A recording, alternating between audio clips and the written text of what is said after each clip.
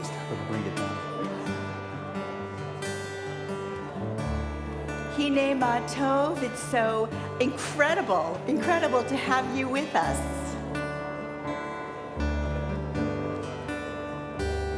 Our choir members are in around the seats. Nice. They'll be singing, so you may hear some beautiful harmonies around but you. we were all sort of scattered. Hine Ma Tov, U'banayim, Shevet Achim, Gal Yachad, Hine Ma Tov, U'banayim, Shevet Achim, Gam Yachad.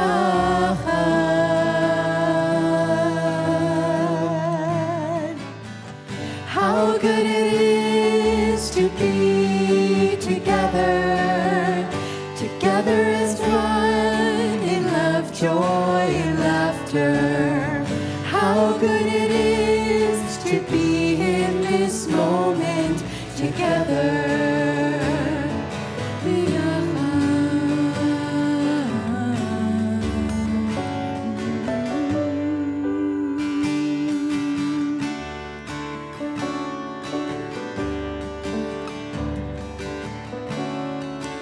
Hine Ma Tov, U'banayim, Shevet Achim,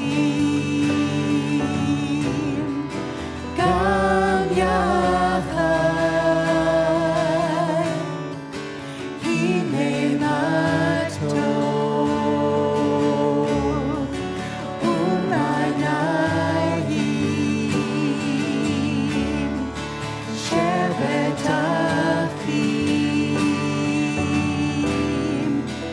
Gam Yachad.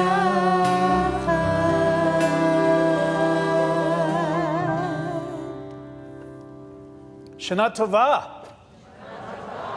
You'll pardon me Sorry about if I'm rather overwhelmed to see all of you, to have the sanctuary so full of you. It's Joni Mitchell's song, but it's true to have you all here present. It is such a statement about community and connection and love and trust and respect. We have all been on an extraordinary journey, and the wheels are still rolling.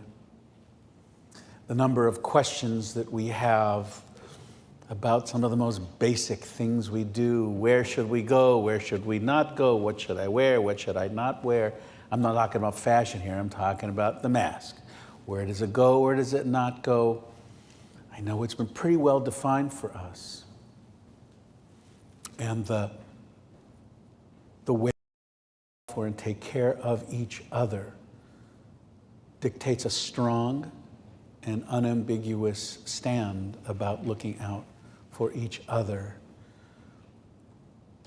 A community exists on the fuel of connectivity, being open and present for each other. And it has been an abiding truth for us over these many months that we will, in every way we can, be present for and with each other. And as we enter into this new day, this first day of a new year, 5782, how lucky we are, how blessed we are. And I know Again, because as we've said, with the deepest concern for health, and as per the CDC, everyone sitting in the congregation is wearing masks. Up on the bima, the governor has given us the designation as celebrants, so we can talk to you and be present without. But I feel you with that mask. I do, I get it, and I appreciate your open-heartedness about wearing it. And I want to thank Jeremy Goldfarb and the Health and Safety Committee for telling us what to do, and doing it in a way that's clear and unequivocal, with lots of conversation and decision-making in it all. We do persevere. That's who we are as a community. That's who and what we are as Jews. It's all about how we persevere, how we live with resiliency, how we live in this world. Step forward every day.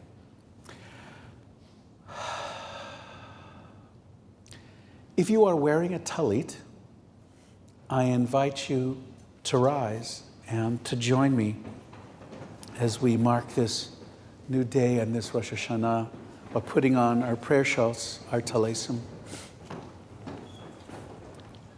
Ribono Shel Olam, creator of the universe, on this first day of the new year, we give thanks. We give thanks for your presence.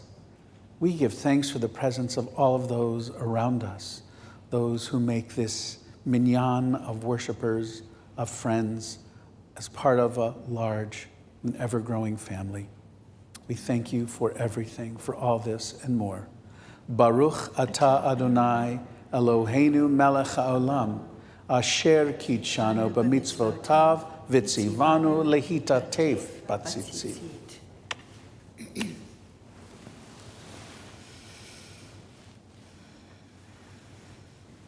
Just hearing the swishes of the talisim, I'm feeling the verklemptness that you were talking about as we give thanks.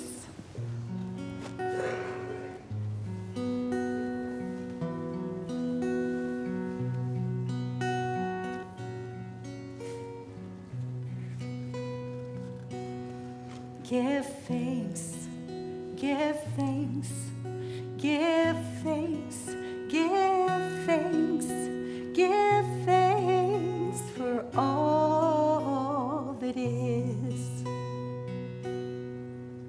Give praise, give praise, give praise, give praise, give praise for all that is. There will never ever be another day just like this day, so let's give praise now. There will never ever be another day just like this day, so let's give praise now.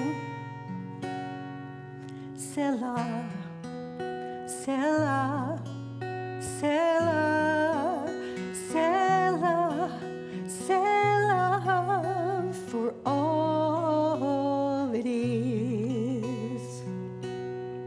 Hallelujah, hallelujah, hallelujah, hallelujah, hallelujah for all that is.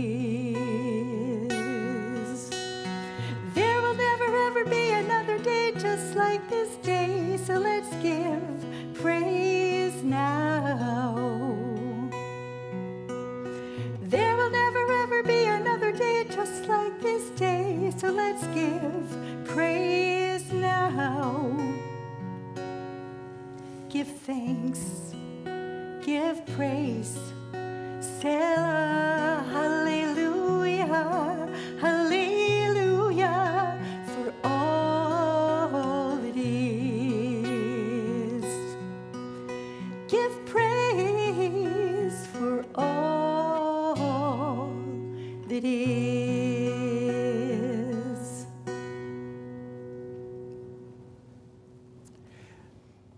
Hopefully you made sure to grab a machzor If you didn't, there are some piled in the back if you'd like for following along during the service, or they should be right by your knees as well.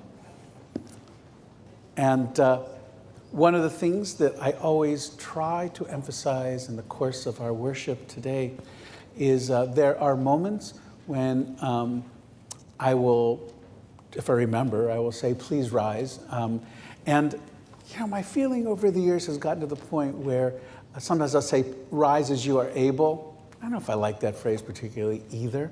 So I want you to assume with any please rise that it's an invitation as opposed to a prerequisite for remaining in the sanctuary. This is not your grandfather's shul, okay? You won't get kicked out. If you are more comfortable to remain seated, it doesn't really matter much, it seems to me, to God or anybody else. What's most important is that you have the space, the time, the neshama, the soulfulness to pray, to be present as you desire. And with that, we're on page 142. If you'll rise.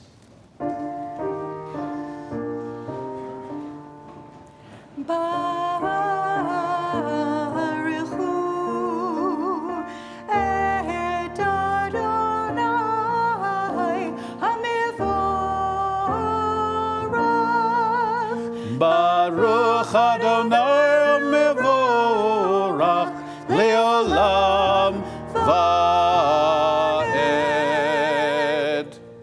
If you'll be seated. Continue with this poem by Mary Oliver. It's not in your machzor. I'm just going to read it to you. Every morning the world is created. Under the orange sticks of the sun, the heaped ashes of the night turn into leaves again and fasten themselves to the high branches. And the ponds appear like black cloth on which are painted islands of summer lilies. If it is your nature to be happy, you will swim away along the soft trails for hours, your imagination alighting everywhere. And if your spirit carries within it the thorn that is heavier than lead, if it's all you can do to keep on trudging, there is still somewhere deep within you a beast shouting that the earth is exactly what it wanted. Each pond with its blazing lilies is a prayer heard and answered lavishly every morning. Whether or not you have ever dared to be happy, whether or not you have ever dared to pray. Al me'areor shasita yefaru chasela baruch ata Adonai yotzer hameorot. Amen. Page 146. Varaba avtanu Adonai Eloheinu Chemla gedola v'tera chamalta leinu Chemla gedola v'tera chamalta leinu V'ha'er einenu b'toratecha v'dabek libeinu b'mitzvotecha v'yached levaveinu li'ahava u'li'yirat shemecha v'lo nevosh v'lo nikalem v'lo nikashem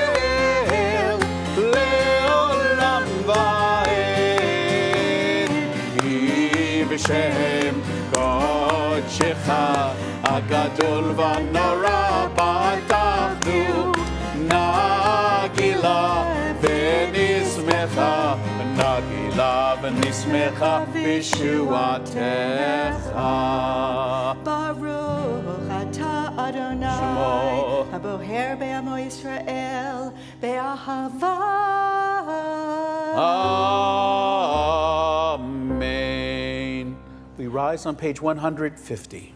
Shema Yisrael, Adonai Eloheinu, Adonai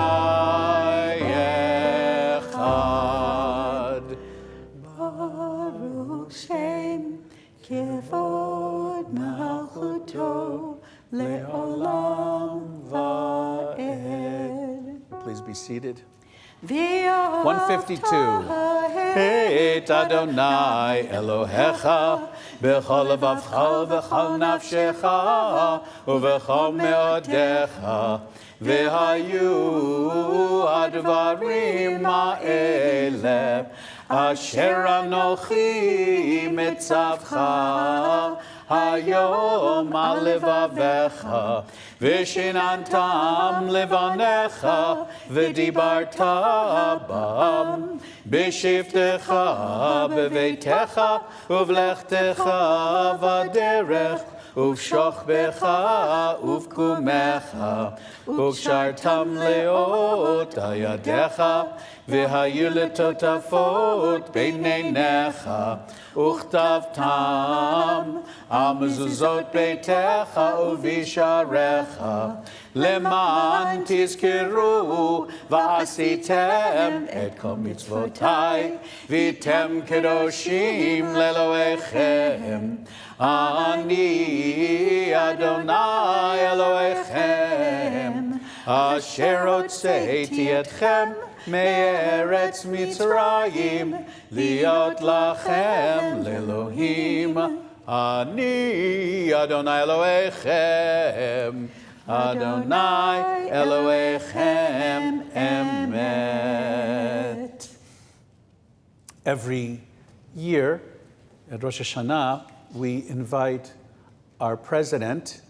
Joe Biden couldn't come. I'm talking about the president of our congregation, who we are also very honored, who's present today, to share a few words of greeting, and in this case, to introduce a new presidency. Carol Rodenstein became president this past June officially, and many of you know her because she has been in the congregation for quite some time, as she will share. But you might not know her. You might not know about what motivates her to have taken this really significant role in leadership for our congregation. So it really is an honor to invite our new president, Carol Rodenstein. I guess you're new for the first year, and then you're not so new anymore. So our new president, Carol Rodenstein.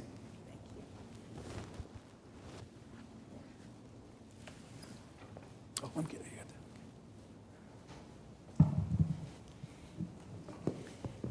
They do make microphones for short people too, so. Wow. This is one of those moments that flashes in your mind when you think about becoming president of Temple Beth Avodah. What am I gonna say? How do I stop it from being boring? So here we go. When they asked me to be president, I said, "Are you crazy? I wasn't raised in a synagogue. I don't really fit the mold of what I thought a president should be. But here I am, standing before you, my community." You see, I am a first-generation American. My parents, Frina and Sidney Toby, were never part of the American organized religion. My mom was born in Romania and escaped before the war to Canada. My father was born and raised in London, England, and emigrated to Canada when he was 21. They met at McGill University, and eventually my dad got a position as a professor at Rutgers University in New Jersey, where I was raised.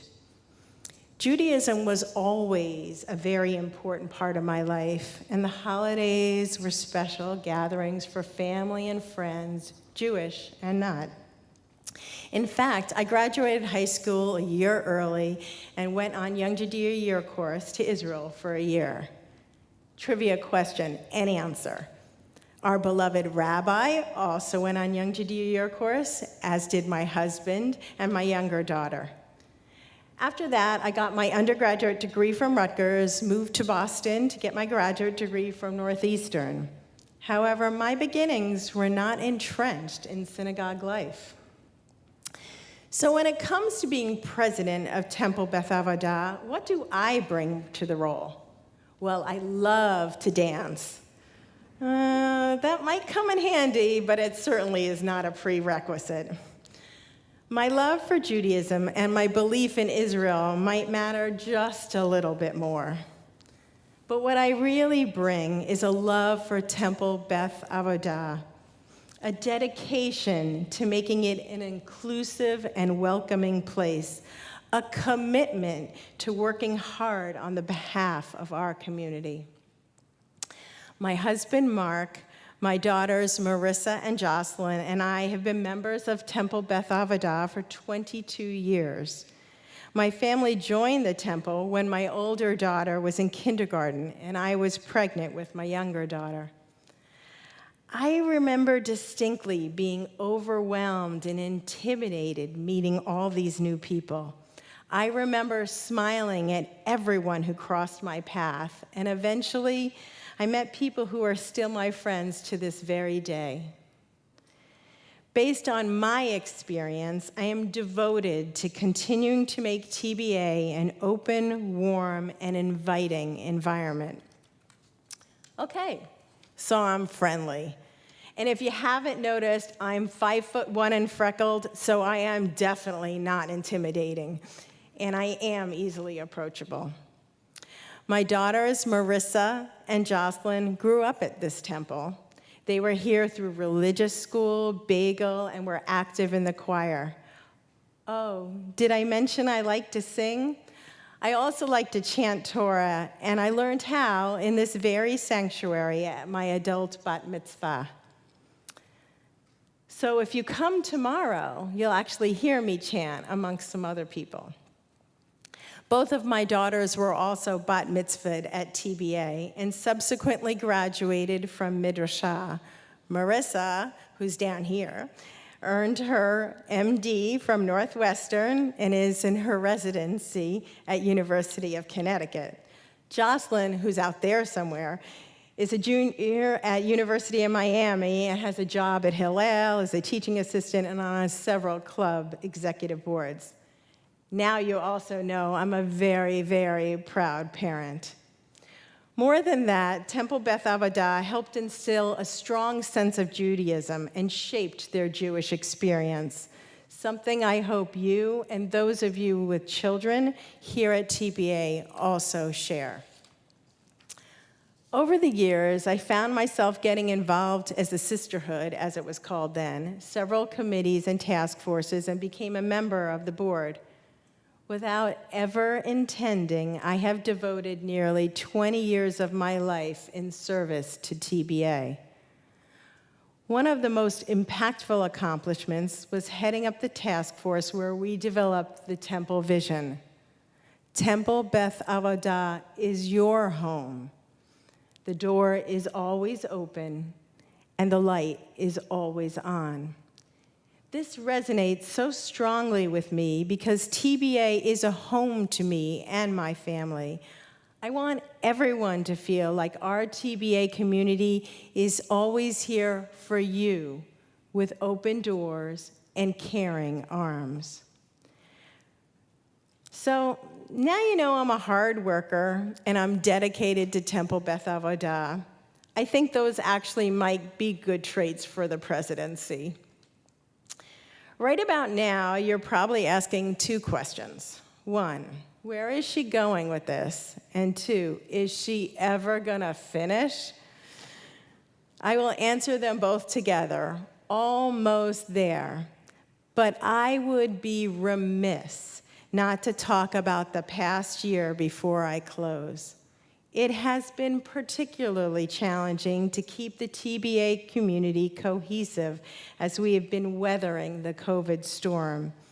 And yet, we are stronger than we ever have been, thanks in great part to the fantastic leadership of our former president, Stacy, our inspiring clergy, Rabbi and Susan, our incredible executive director, Becky, and the phenomenal staff of Heidi, Lori, Eileen, Doug, Iris, Rebecca, and Miriam.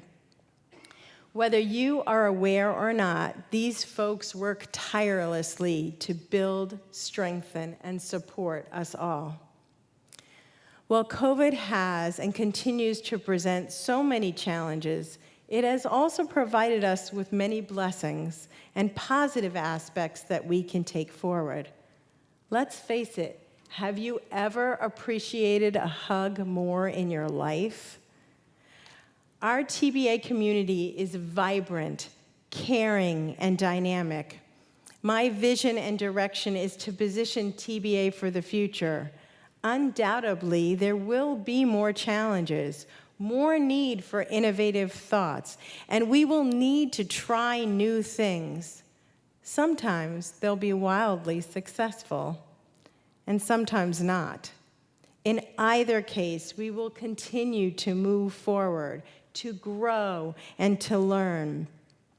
My goal is to enable Temple Beth Avodah and all of you to take this journey with me and to position us to handle whatever comes our way together as one community, resilient, vital, and powerful. I look forward to getting to know each and every one of you, and I thank you all for your support, involvement, and love for Temple Beth Avodah now and in the future. Shana Tova.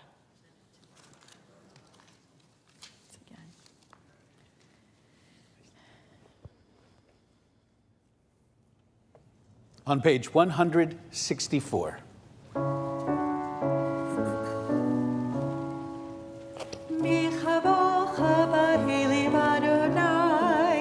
מי כמוך נדר בקודש, נורא תהילות עושה פלא. שירה חדשה, שיבחו גאולים לשמך על שפת הים, יחד כולם הודו וימלכו ואמרו אדוני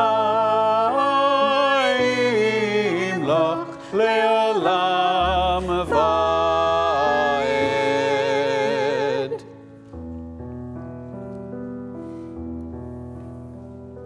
צור ישראל, קומה בעזרת ישראל, עובדי חינומך, יהודה וישראל. מולנו אדוני צבאות שמו, קדוש ישראל. ברוך אתה אדוני, גאל ישראל. Amen. When we do this, when we together sing this prayer that comes up, including the famous prayer, famous over the centuries, Unatana Tokef, a prayer that indicates a realization of the finitude of our lives and that it is so incredibly precious. And the reminder, a hard reminder, but one that we have to embrace as part of the truth of our existence, which is that life is so capricious. From moment to moment, we can't know what time will direct us towards. As they say in the world of physics, we have to follow the arrow of time. It points in one direction. It does not stand still for us. It cannot stand still, which makes every moment that we live and breathe precious, potentially a vessel of holiness, of sanctity, and a moment of open-heartedness, a way in which we might connect. That is the biggest challenge that we have, to acknowledge that we are limited, and yet within that limitation find beauty and find joy. It doesn't come to us. We are the ones that must be open to it, to create it, to engage it. The message of Unatana Tokef is a serious one, very serious one.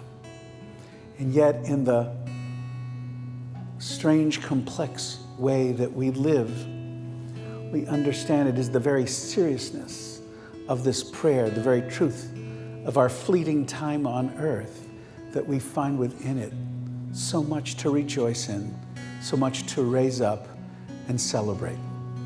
We're on page 166, if you will rise. Adonai, Sifatai tiftach, ufi yagid tehilatecha.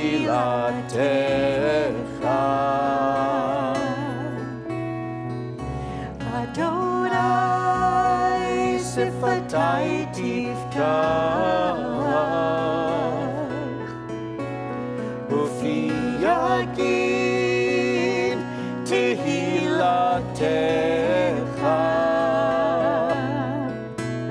Oh, eternal God, open My lips, and my mouth will declare your glory. Oh, eternal God, open my lips, And my mouth will declare your glory. Adonai, Adonai, Sifatai tiftach, ufi yagid tehilatecha.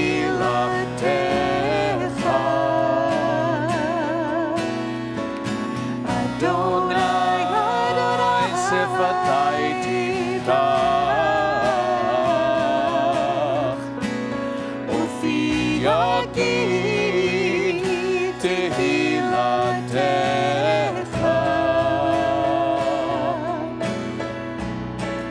Adonai,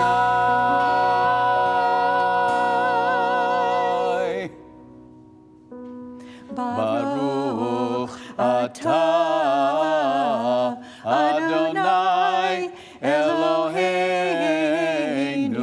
ve'Elohei avoteinu ve'imotenu Elohei Avraham Elohei Yitzchak ve'Elohei Yaakov Elohei Sarah Elohei Rivka Elohei Rachel Elohei Leah Ha'el Hagadol Hagibor ve'Hanara El Elyon Gomel Chasadim Tovim V'Konei Hakol V'Zocher Chazdei Avot V'Imahot U'Mevii Geula Livnei V'neihem Leman Shemo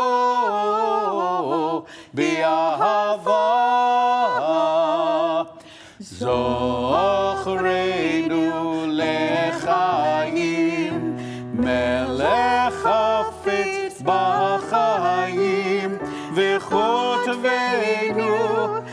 ספר החיים, למענך אלוהים חיים. נחוזר ומושיע מגן, ברוך אתה אדוני, שמו מגן אברהם בעזרת שרה. אמן. אתה גיבור לעולם אדוני, מחיי הכל אתה רב להושיע, מוריד הטל, מכלכל חיים בחסד, מחיי מתים ברחמים רבים, סומך נופלים ורופא חולים, ומתיר אסורים, ומקיים אמונתו לשני עפר.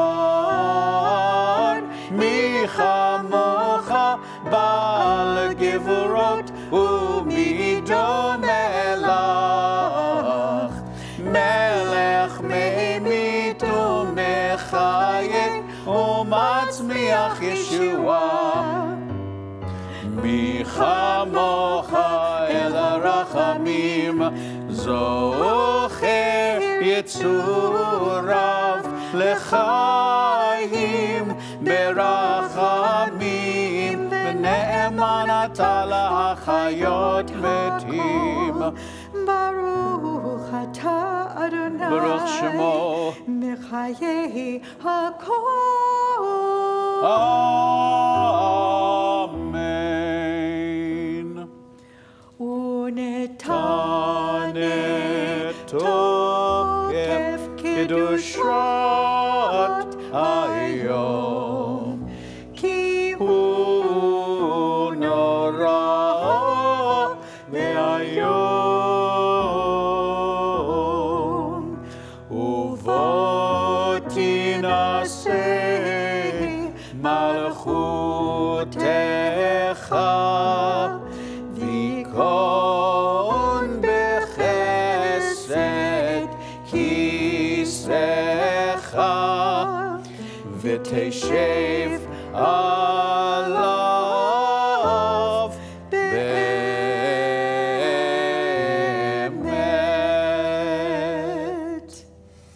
On page 178.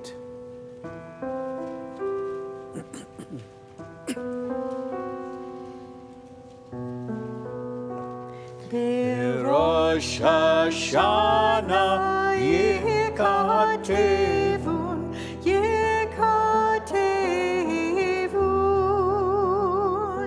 וביום צום כיפור יכתבון, יכתבון.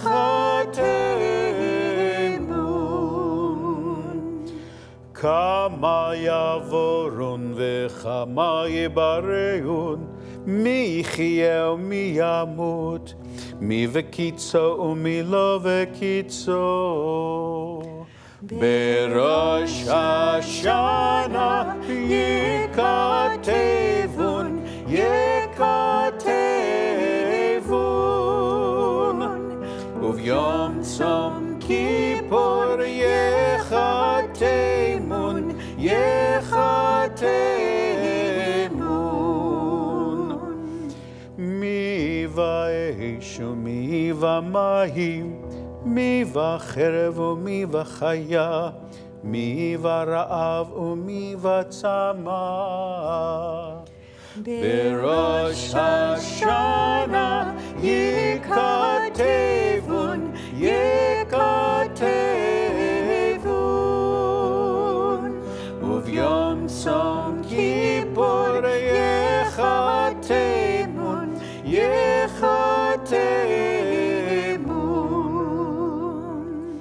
מי ורש ומי מגפה, מי וחניקה ומי וסקילה, מי ינוח ומי ינוע, מי ישקיט ומי יטורף.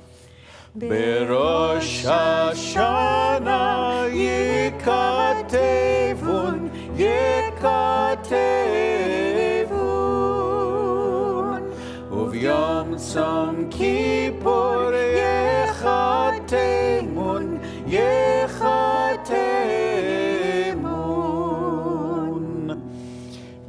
ישלב ומי יתייסר, מי יעני ומי יעשיר, מי יושפל ומי ירום.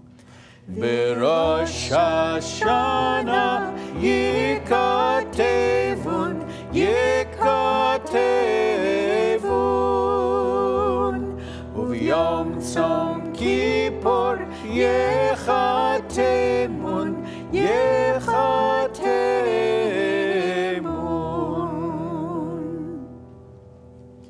On Rosh Hashanah, we plunge like swimmers into a sea of words. On Yom Kippur, the sea rises, then crests, and we emerge, sealed by the wax, warmed by the fire of a braided candle. The new year is like a trailhead, opening wide before us. The day of fasting, narrow, breathless, so quick to close. We contemplate a new year, and this we know. Some of us will live, and some of us will die. Some will die young, and some very old. Some by water, and some by fire. Some by sword, and some by beast. Some by hunger, and some by thirst. Some by plague, and some by earthquake. Some by stoning, and some by strangling. Some of us will feel at ease. Some will be restless. Some will have peace of mind. Some will have strife. Some will be tranquil. Some will be tormented. Some will be raised high. Some will be brought low. Some will have riches. Some will be impoverished. Even so, the way we act, the way we speak, the way we meet God's image in ourselves and in others, these things have great power to make our lives matter. Therefore, let us make whole the broken shards, green and thick, the withering grass. Let the wind fill us with urgency for life. Let dreams give birth to justice and goodness.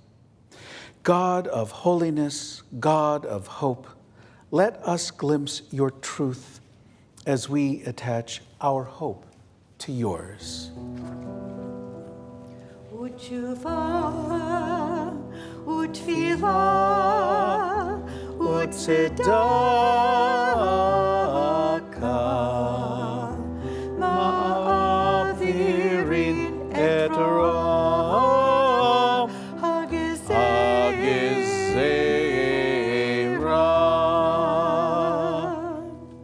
If you'll please be seated. On page 197, a poem by Pablo Neruda.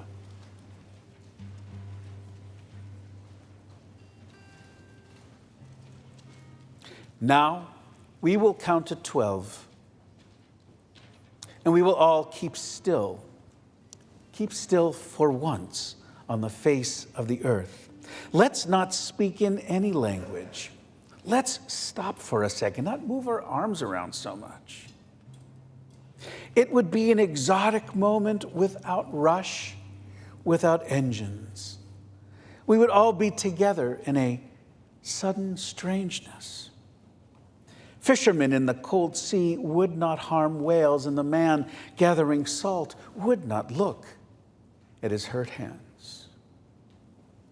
Those who prepare green wars, wars with gas, wars with fire, victories with no survivors, would put on clean clothes and walk about with their brothers in the shade, doing nothing.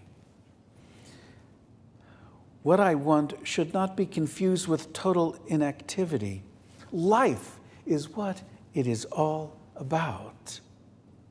If we were not so single-minded about keeping our lives moving, and for once could do nothing, perhaps a huge silence might interrupt this sadness of never understanding ourselves and of threatening ourselves with death. Now I'll count up to 12, and you keep quiet, and I will go.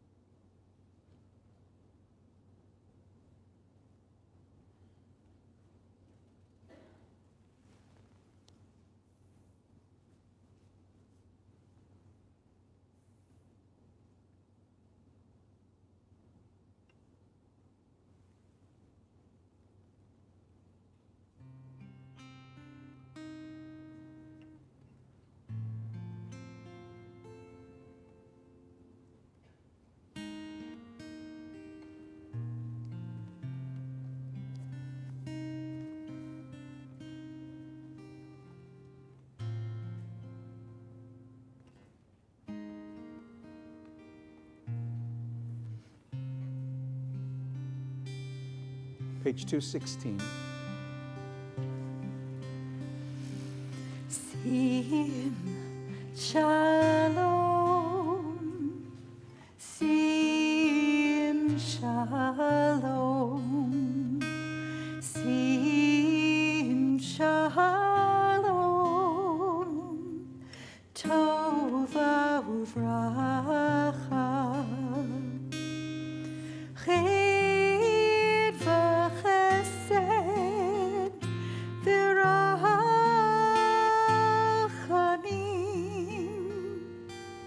Aleinu, v'al kol yirei shemecha, Sim Shalom, Sim Shalom.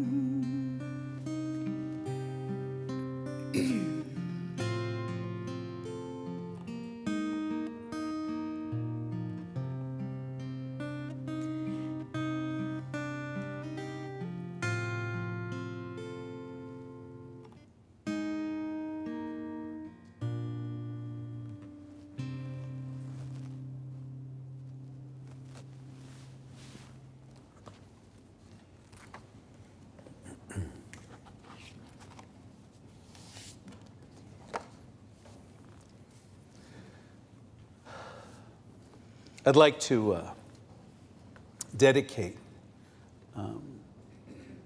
my message today to my teacher, Rachel Connolly.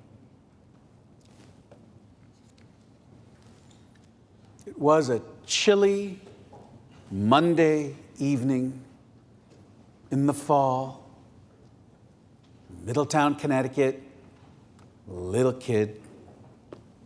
My mother reminded me to take out the trash. I'm sure I groaned. I still complain on trash night. I schlepped out the cans to the curb, and I always wondered then and now, why is it my job? Why am I the trash guy?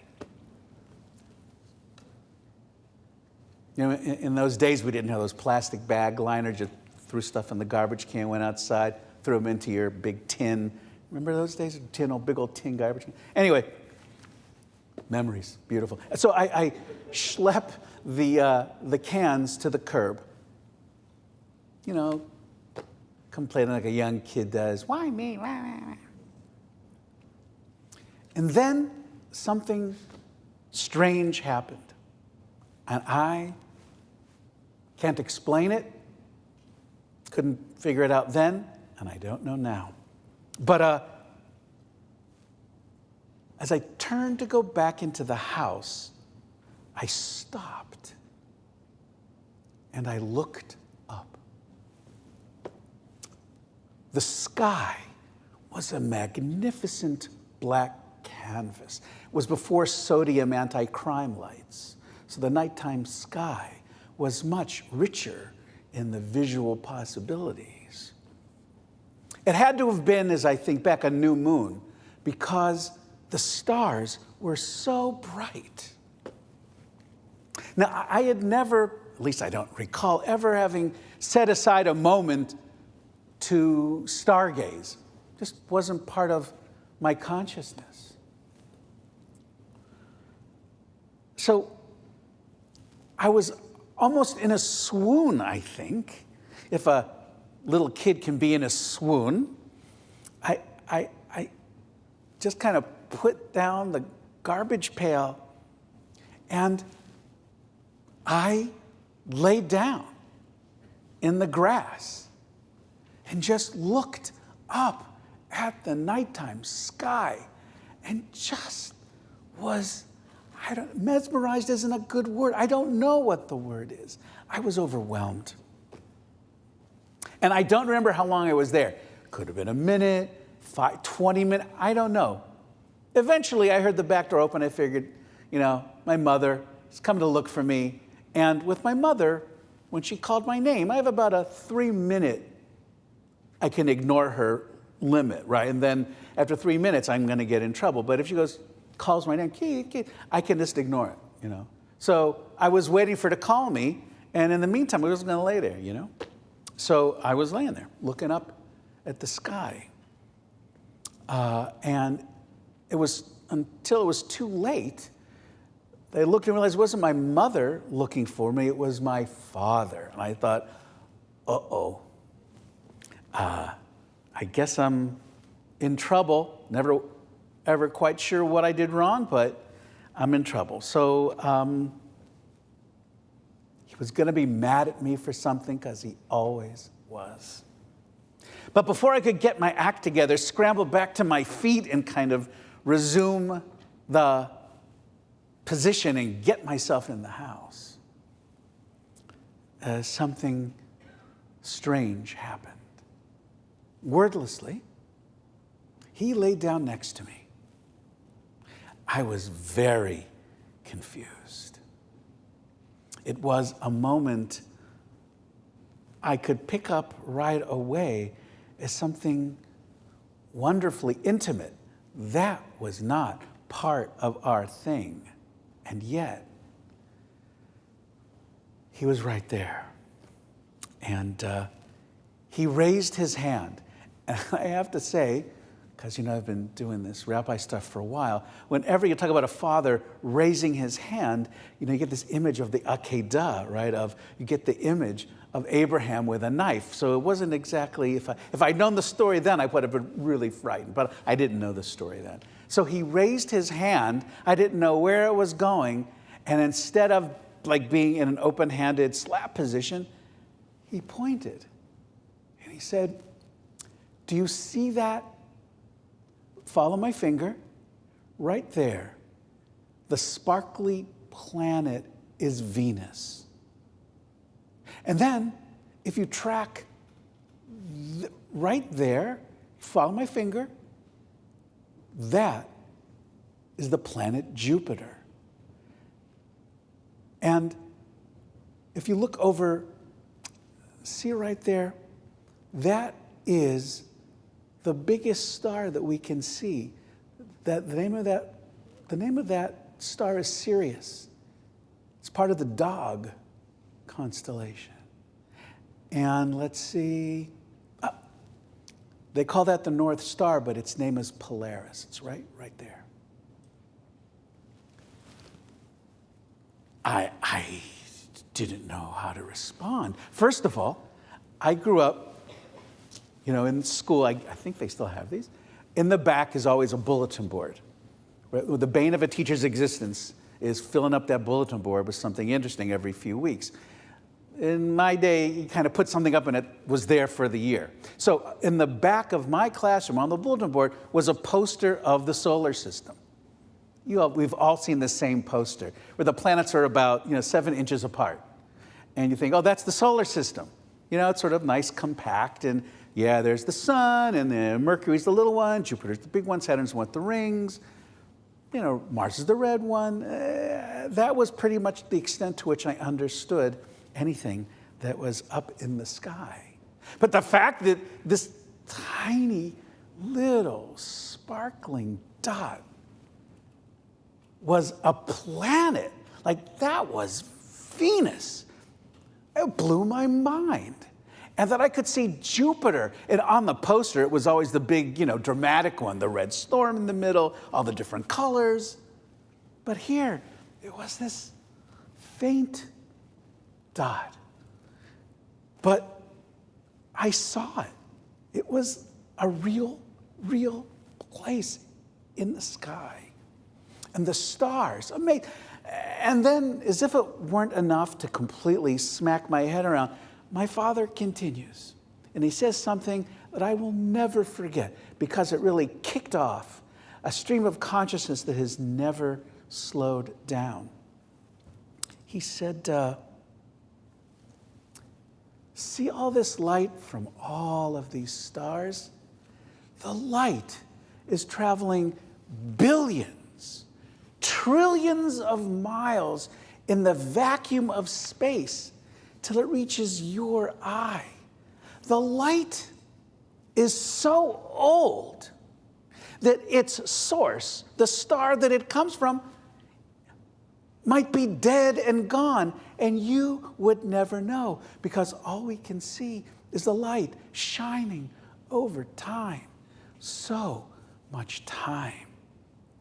Well, that notion that the light I was seeing in that moment came from so far away and might come from a place that no longer was a place, I felt like I was like a pinball machine, and I was the silver ball bouncing, and the bumpers were, bing, bing, bing, bing, bing, bing. And I was trying to figure out, like, what does that mean about what we see? What does that mean about existence itself? I know, maybe, I don't know if that's precocious for a 7-year-old or not. I think actually our kids think that stuff all the time. The biggest questions all the time. Well, that moment, that quantum moment with my father left a really profound impression on me. I took my allowance money, a quarter a week. But I saved it up, and I think it cost 75 cents. I went to the bookstore, and I bought the Herbert Zim Golden Guide to Stars. Now, if any of you are baby boomers, you might remember this name, Herbert Zim, because he published about 100 science books for kids, little guides, like they were very small paperbacks. I think I still have mine somewhere. I've looked for it, but that doesn't mean it's not there somewhere. But the fact is, it was this guide for me. Really, it became this portal to begin to understand something more of what was out there. In fact, I was so inspired, I wrote to NASA. I wanted to be an astronaut. Could they send me information? Well, do you know what they did? In those days, they were I think they had a lot of money from the government, and they were so desperate to get people involved in the work of NASA. They sent me a manila envelope filled, pictures of the planets, pictures of rocket ships.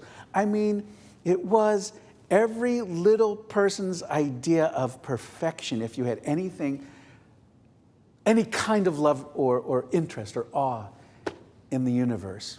So, the cover letter, I think it was personally signed. When I was 7, I didn't even wonder. I knew it was. Deke Slayton, one of the original 7 astronauts, signed that letter. And I was so proud. I was going to be I was on the launch pad. And then Walter Cronkite did a documentary about how the astronauts prepare to go into space. and I watch what they do to these guys and women now, which they put them through a series of grueling physical endurance tests.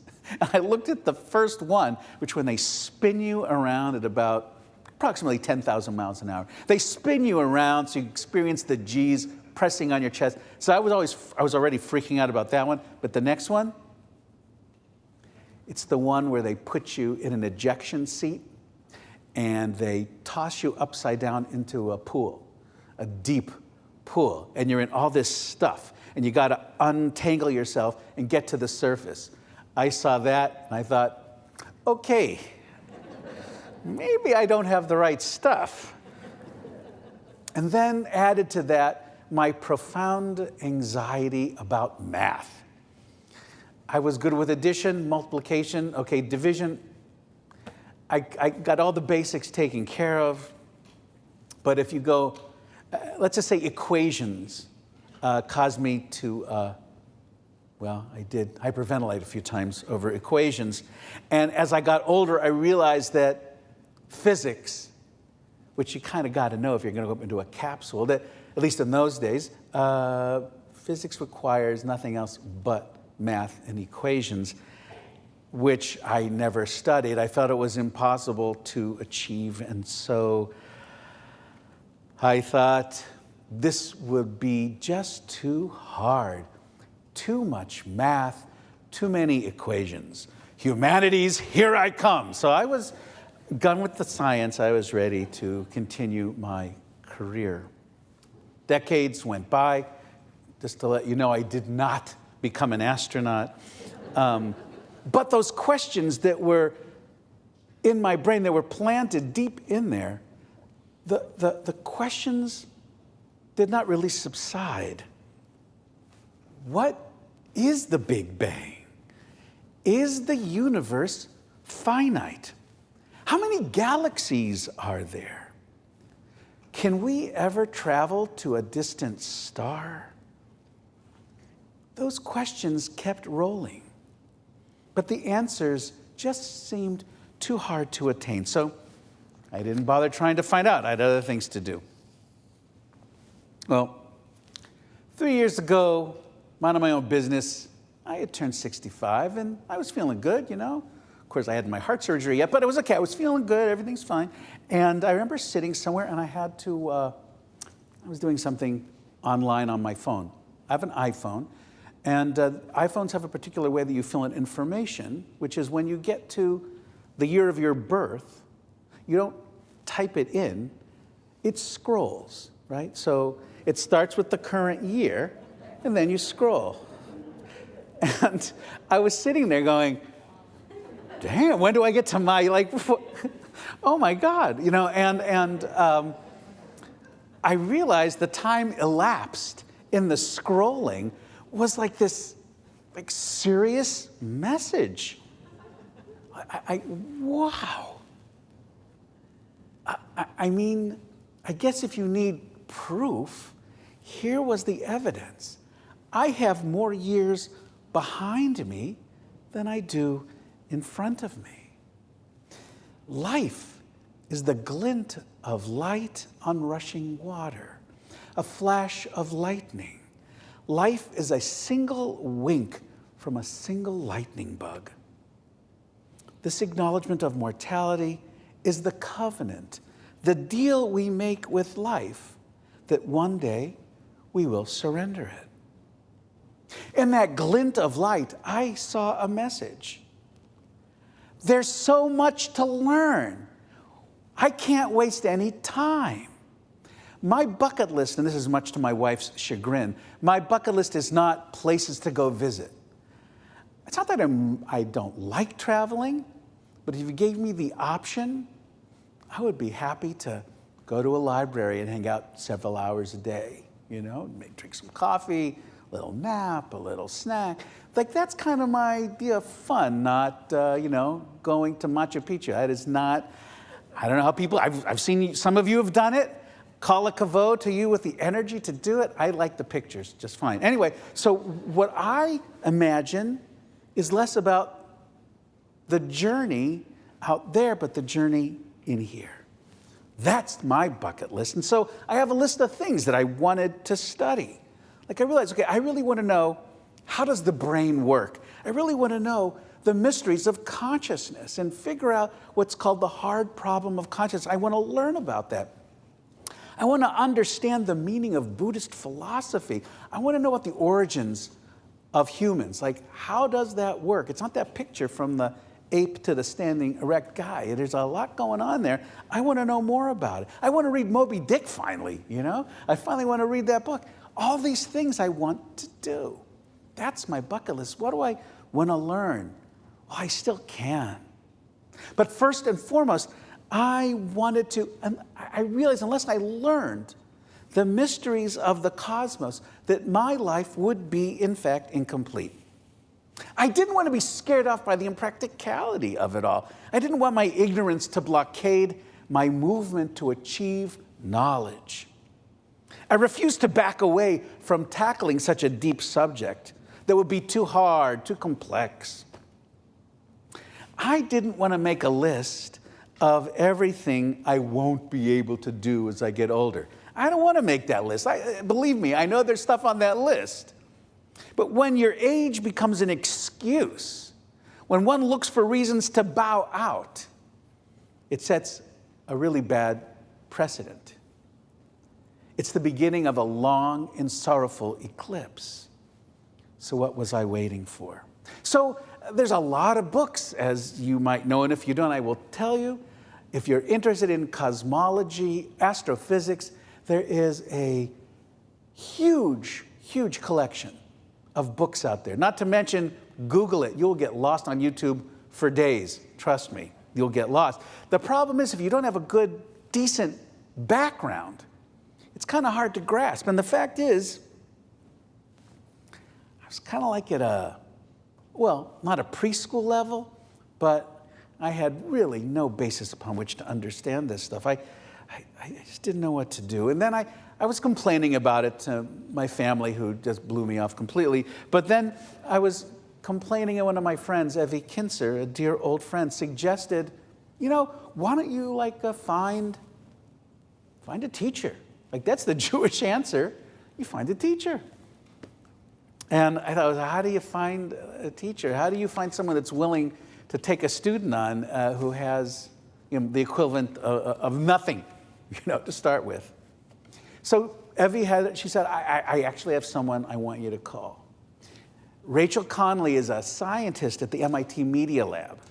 And she's really smart. And I think when I called her, she was curious, because, here I am, like this grown man, rabbi, active, involved, and I want her to teach me about cosmology. I think maybe she took it like a challenge, like in My Fair Lady. Like she would be Henry Higgins, and I'm Eliza Doolittle. And I said, I don't know, you want to do, I don't bring anything to this. And she said, let's find out.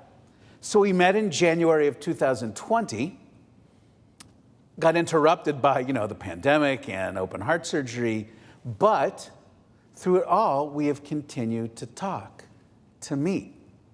She gives me courage and she gives me assignments.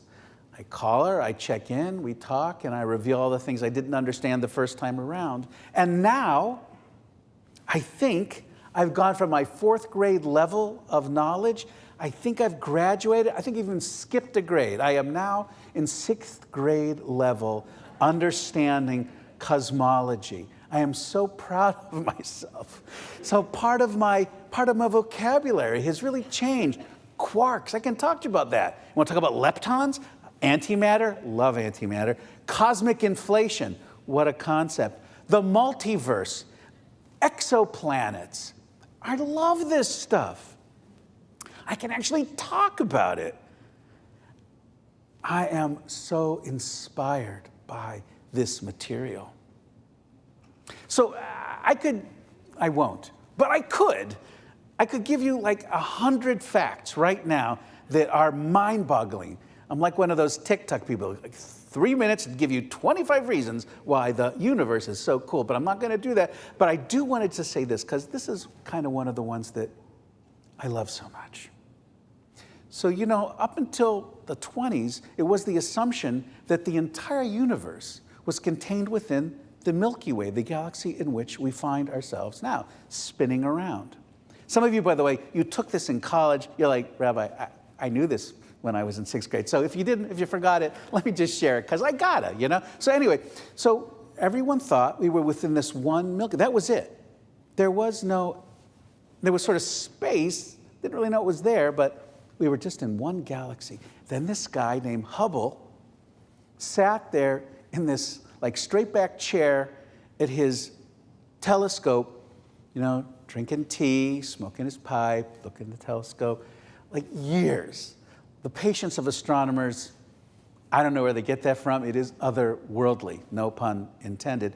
Anyway, he kept looking in this particular spot and realized what he saw was not the Milky Way. It was actually another galaxy. It wasn't until then that we even understood that the Milky Way, our neighborhood galaxy that we live in on the outskirts, we're a very rural planet, that we are like a little drop in the sea. So given estimates, because you can't really see all of them, the number of galaxies in this universe is 2 trillion. There are 2 trillion galaxies. And so you might ask, I hope you might, okay, so Rabbi, there's all those galaxies. How many stars are there? I'm so glad you asked. Because I don't know, I still freak out when I even think of this. Currently, by best estimates, there is 1 septillion stars. That is a 1 with 24 zeros after it. What does this mean? Get ready. There are more stars in the universe than there are grains of sand on every beach on Earth. The vastness of the universe is, it is not possible to fully absorb that. Every time I think about it, I am awed. I think back to Middletown, laying there on my back. Who knew? Who knew? The great surprise in my studies of the universe, the greatest surprise, is the extent to which it has really changed me. It's really changed my sense of what existence is. Looking up has really opened a new door of perception for me. The universe is expanding, stretching the space-time continuum. Everything is drifting further and further apart from everything else. One day, I don't want to bum anybody out here, but billions of years from now, okay, not next week, next month, billions of years from now, the stars will have drifted so far apart that on Earth, there will not be one star visible in the sky. The Earth will become a cold, dark planet, devoid of light, devoid of life. So as we hurtle toward a cold and barren cosmos, we must accept there is no grand design. Particles are not endowed with purpose. There is no final answer. There is no answer in the depths of space awaiting discovery. Does God rule over the universe? Is there a divine fingerprint on all of creation? What role does God play in any or all of this? And how could God exist before there was a universe? Of course, there's no answer. In fact, one of the great things about cosmology, astrophysics, there are a lot of times where scientists, and it's not easy for scientists to say this, I don't think, to say, we don't know, and we probably will never know. Cosmology and theology are very similar in that way. The clarity from exploring the cosmic timeline reveals that it is out of reach.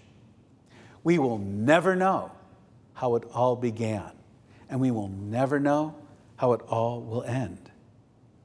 And I think God is along with us for the ride as a loving presence. I don't think God is the navigator.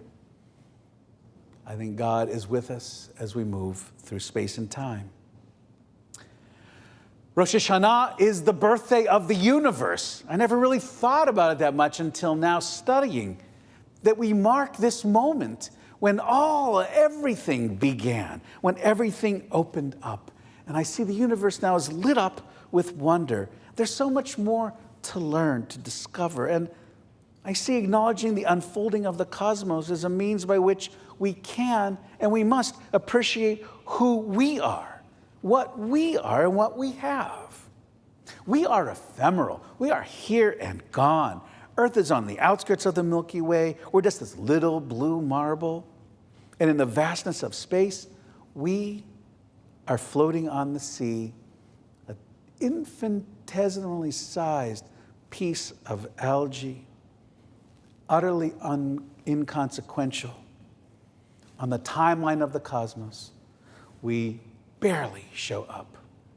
Yet our moment, this moment, is rare and extraordinary, a recognition that allows us to make life's impermanence and the scarcity of reflective awareness the basis for value and a foundation of gratitude.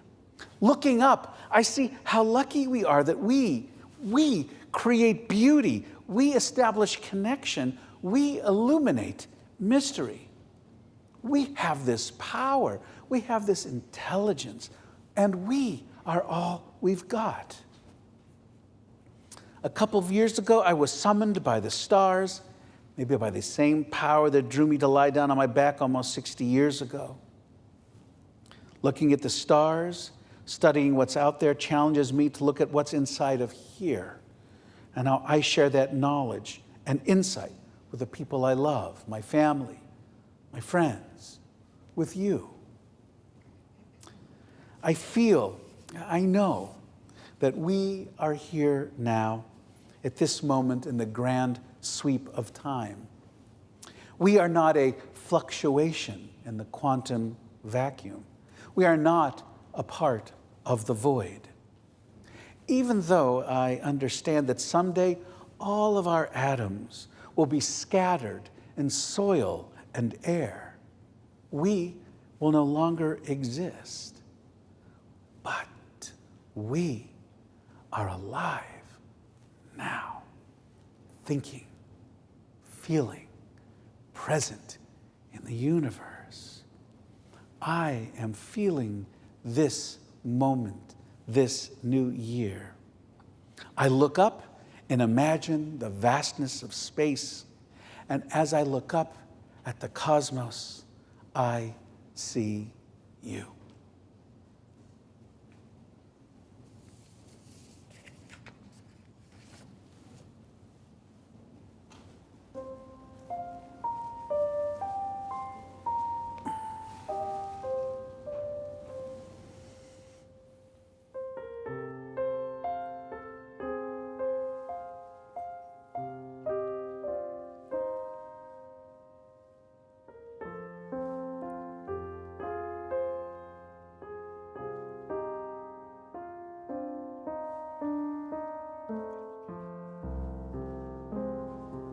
Please rise.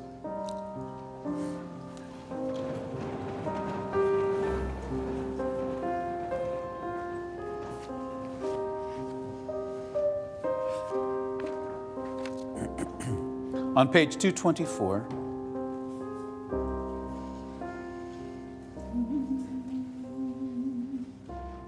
Avinu Malkeinu, we stand in awe, we draw close in love.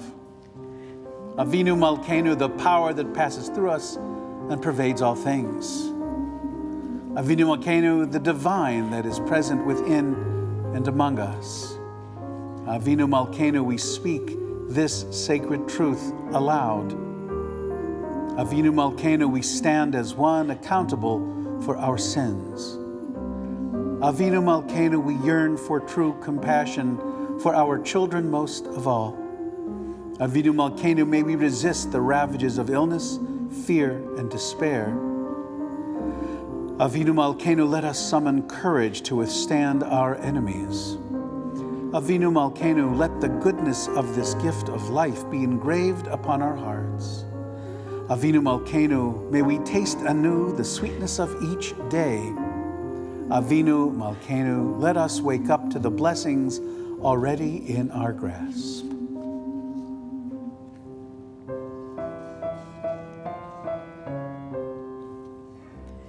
Avinu Malkeinu, Avinu Malkeinu, Avinu Malkeinu, Chanenu Vanenu, Ki ein banu masim, Aseh imanu, Tzedaka v'chesed, Aseh imanu, Tzedaka v'chesed, Ve'oshienu. Avinu Malkeinu, Avinu Malkeinu, Avinu Malkeinu, Avinu Malkeinu, Avinu Malkeinu, Chanenu Vanenu, Ki ein banu masim.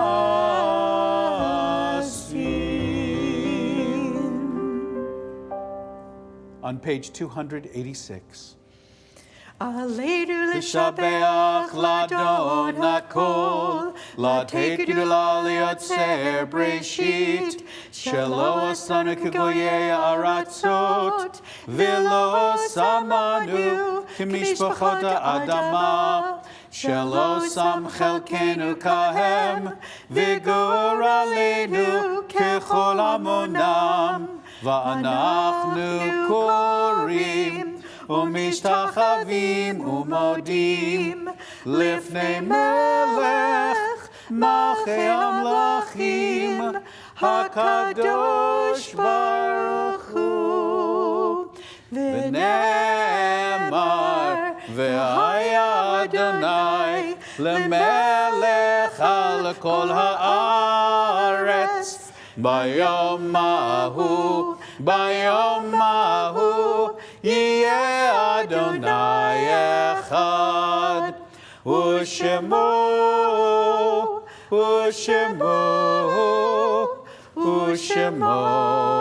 אחד. On this New Year's Day, we remember those not with us whom death has taken in this season and in years past. We are grateful for the gift of memory, though sometimes it brings us pain, brings us worry. In fact, I think this gift of memory enables us to truly appreciate who and what we are, to think about those who came before us, how they created a world in which we might find a way to live, to flourish. We remember all of them, our loved ones, our friends, on this first day of this new year, 5782. The Mourner's Kaddish is on page 292. Yitgadal v'yitgadash shemei rabbah, bi'alma divra chirutei, v'yamlich malchutei, b'chayichon v'yomeichon, uv'chayei dechol Beit Yisrael, ba'agala v'izman kariv v'imru amen.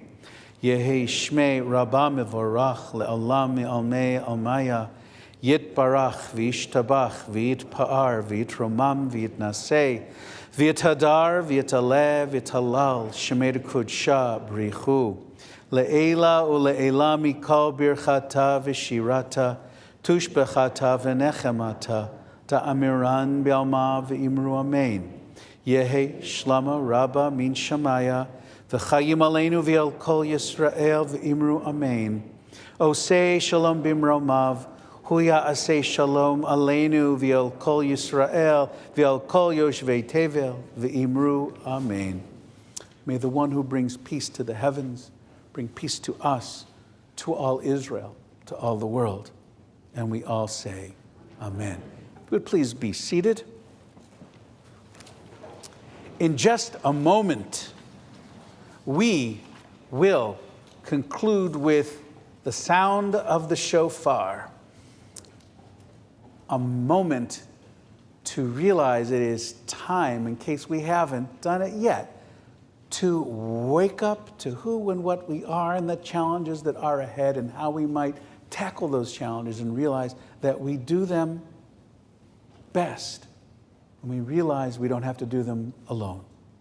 When with friends, with family, with people who live in our world, who are there to stand with and by us. I think it's the only way to do it. Right after the shofar is sounded, we are going to exit the sanctuary. I assume that Becky, someone will be directing traffic out there. You're pointing this way, which would mean towards, you're going to not go out this door.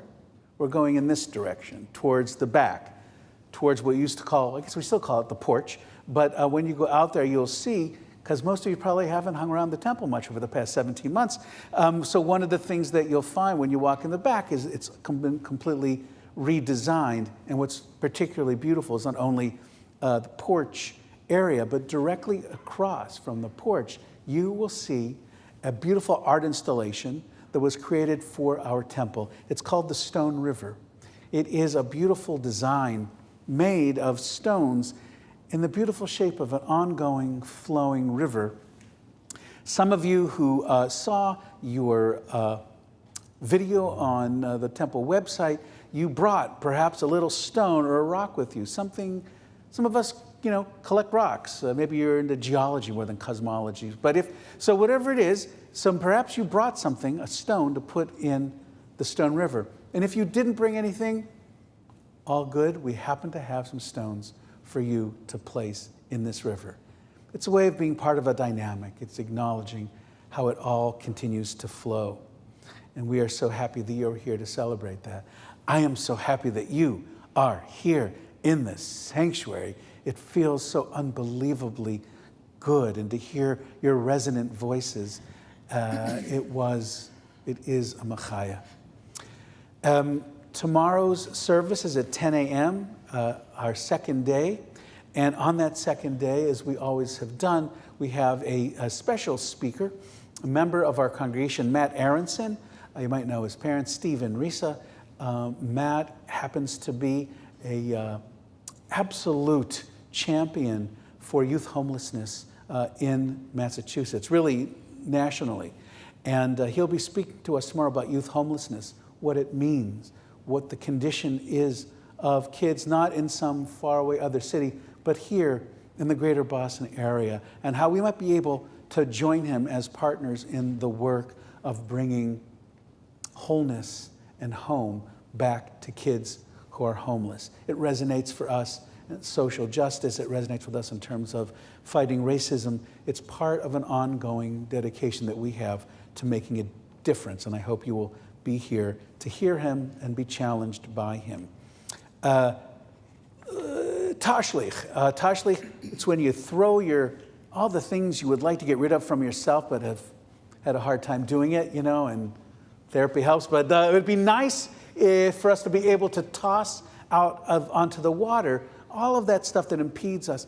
And so what we have is not breadcrumbs, which used to be, but breadcrumbs are now politically incorrect. What we do is we suggest you throw bird seed. Yeah, because if you feed too many birds, they don't eat the bread, they get sick. It's a whole machaya. But so what you do is we have bird seed for you to use instead. They could eat all the bird seed they can handle. So we'll have that for you to toss on the water, Representative Everson. And water, you say, what water? I'm glad you asked, because at 145 in the back, past the Stone River, past where the preschool playground is, there's actually this Nature Conservancy. And in that, and some of you grew up like Stacy, there's other people who hung out back there. I don't even know what you guys were doing, but I can guess. But there's actually a stream flowing back there. And we're going to do Tashlich on our own property, which is kind of cool. So we hope you will join us there. If you have high heels, I'm just going to warn you, I don't know You might get stuck. I don't think it's too wet, but just want to warn you first. Our lawyers suggested I tell you that. Also, contributing food. So every year, we collect these bags of food to give to various food bank organizations that we work with. This year, bringing groceries, we're not recommending it. And frankly, food banks in general don't want that. It's difficult for them to work with that given reduced staff. Therefore, go to the temple website. There's a place you can click to contribute money to the various food banks that we support. We hope that you will do that as a gesture of your goodwill for the new year. I think just a quick one also, which is, so I know there has to be more, there's a lot of cosmology bestsellers. So my guess is, it's not just me that buys these books. So I'm going to say, if any of you are cosmology nerds like me, if this is something you've pursued over the years, do me a favor, drop me an email.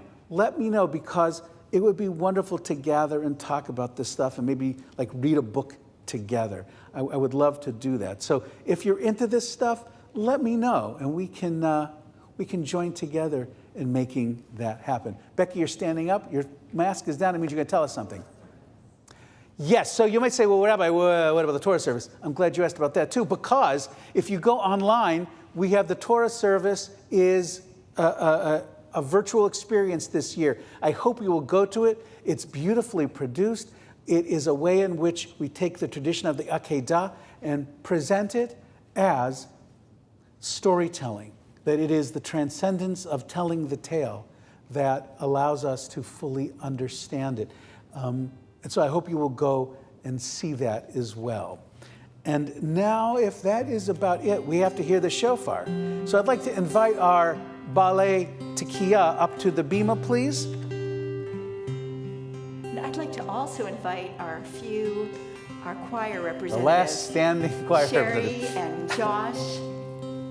And I want to say thank you to Jamie Saltman, who's part of our worship team, for bringing his beautiful playing today and last night. Absolutely. Also, I want to thank James and Herney Karodzi, representing our executive committee, being our president. Thank you so much for being here, up here on the bima with us and gracing us with your presence. And if you would all please rise.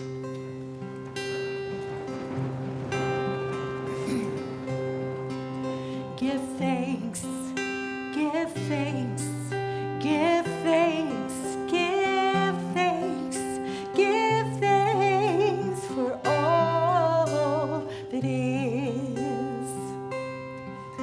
Give praise, give praise, give praise, give praise, give praise for all that is.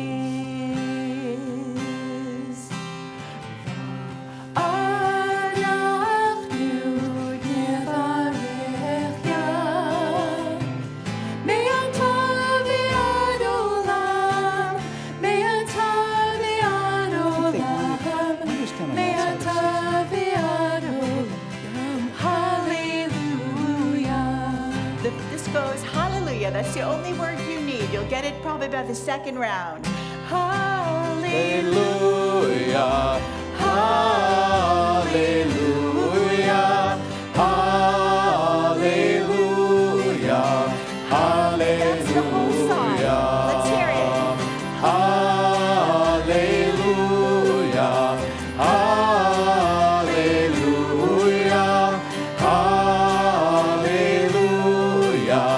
Hallelujah. Feel free to add harmony. Hallelujah.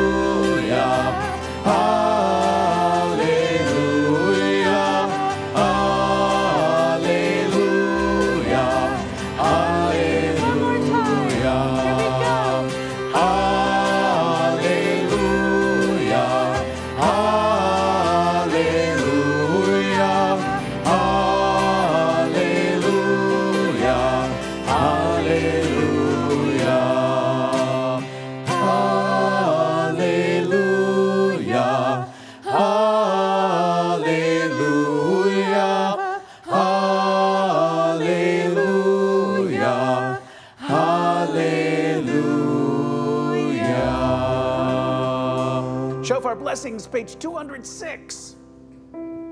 Baruch atah Adonai Eloheinu melech haolam asher kitshanu b'mitzvotav v'tzivanu lishmoa kol shofar. Amen. Baruch atah Adonai Eloheinu melech haolam Shehechiyanu v'kiyamanu v'higianu lazman hazeh. Tekiah. Shivarim teruah.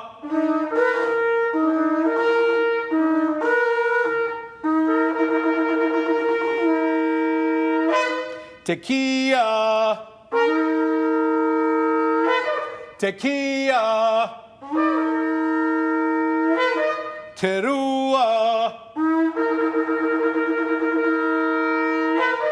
Tekiah. Shivarim. Tekiah. Tekiah. Shivarim teruah.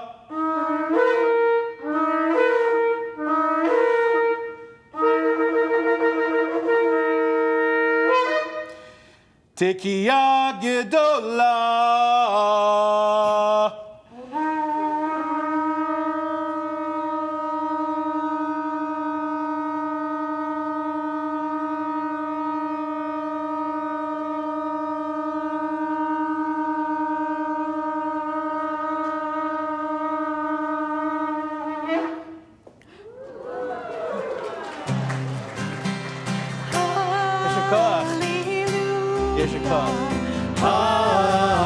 Hallelujah, hallelujah,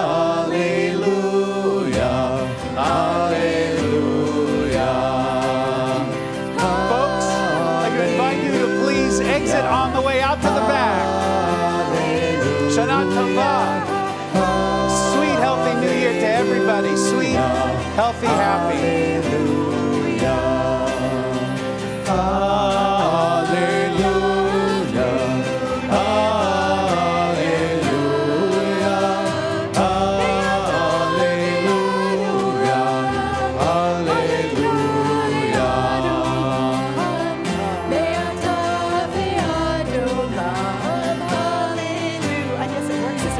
I wasn't sure. I was going there. Hallelujah. Hallelujah.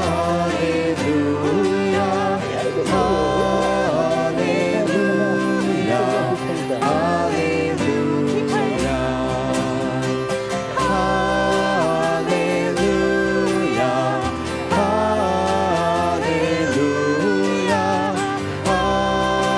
Hallelujah.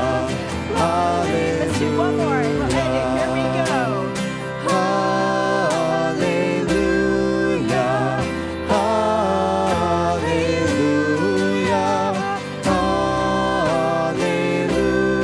Hallelujah. Hallelujah.